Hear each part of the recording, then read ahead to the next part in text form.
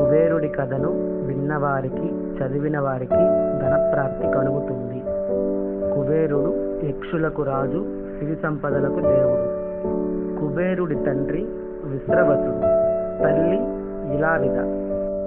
కుబేరుడు సోదరుడు రావణుడు.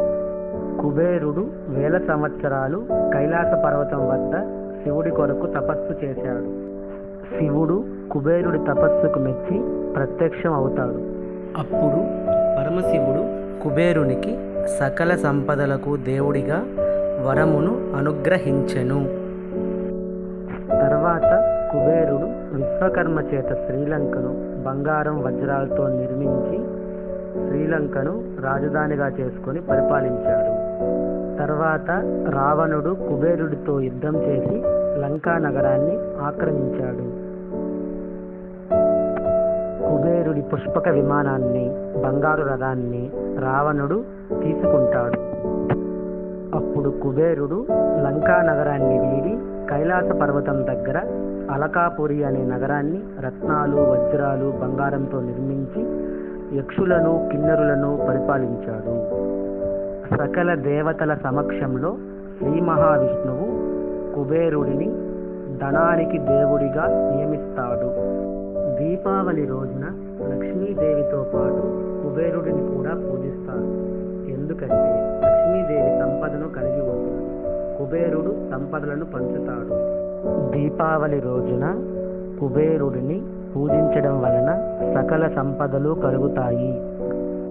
కుబేరుడిని పూజించడం వలన ధనప్రాప్తి కలుగుతుంది. ముందుగా గణపతి పూజ చేయాలి, తరువాత మహాలక్ష్మి పూజ చేయాలి, ఆ తరువాత కుబేర పూజకు సిద్ధం కావాలి. కుబేర పూజ విధానం: గణపతి పూజ, లక్ష్మీదేవి పూజ చేశాక గంధం, పసుపు, కుంకుమతో కుబేరుడికి అర్చన చేయాలి. కుబేర విగ్రహానికి షట్సోపచార పూజ చేయాలి. కుబేర మంత్రాలు, లక్ష్మీ కుబేర స్తోత్రాలు పఠించాలి. పంచామృతాలతో నివేదన చేయాలి.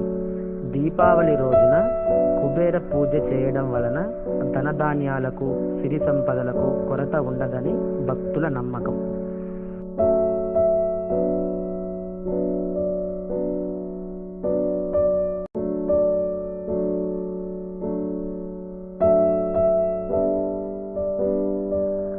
కుబేరుని కథ విన్నవారికి చదివిన వారికి సకల అష్ట ఐశ్వర్యాలు సిద్ధిస్తాయని భక్తుల విశ్వాసం.